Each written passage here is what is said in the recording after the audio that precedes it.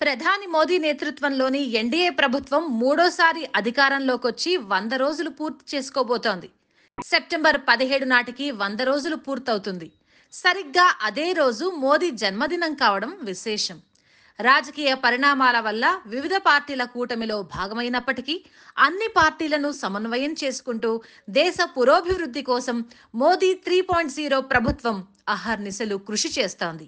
ఈ నేపథ్యంలో మూడోసారి అధికారంలోకి వచ్చిన తర్వాత దేశాభివృద్ధి కోసం మోదీ ప్రభుత్వం తీసుకున్న కొన్ని నిర్ణయాలను ఓసారి పరిశీలిస్తే 3 లక్షల కోట్ల విలువైన ప్రాజెక్టులకు కేంద్రం అనుమతులు మంజూరు చేసింది.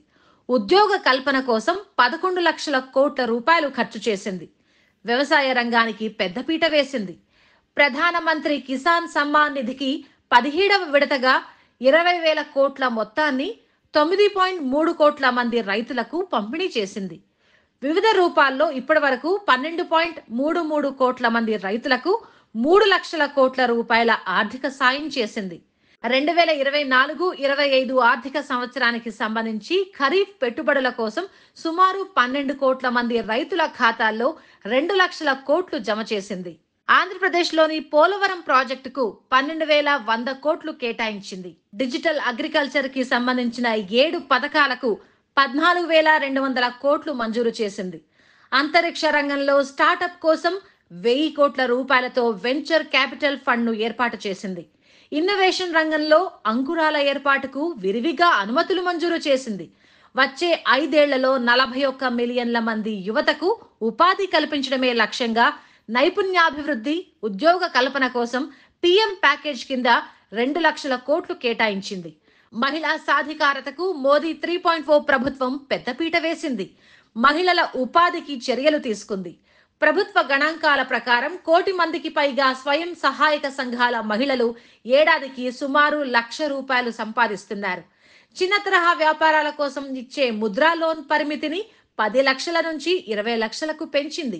గిరిజన గ్రామాల అభివృద్ధి ధ్యేయంగా 63,000 గిరిజన గ్రామాలను అభివృద్ధి చేసేందుకు కేంద్రం నడుం బిగించింది. తద్వారా 5 కోట్ల మంది ఆదివాసీల ఆర్థిక స్థితిని మెరుగుపరిచేందుకు ముందుకొచ్చింది. 75,000 వైద్య సీట్లను అదనంగా తీసుకొచ్చింది. తద్వారా ఆరోగ్య వ్యవస్థను బలోపేతం చేసింది. పూర్వోదయ పథకం కింద బీహార్, ఒడిశా, జార్ఖండ్, పశ్చిమ బెంగాల్, ఆంధ్రప్రదేశ్ రాష్ట్రాలను అభివృద్ధి చేయాలని నిర్ణయించింది. Urban flood management, glacier lake out burst flood risk mitigation ప్రాజెక్టులకు 6,350 కోట్లు కేటాయించింది. లద్దాఖ్ 5 జిల్లాలను కొత్తగా ఏర్పాటు చేసింది.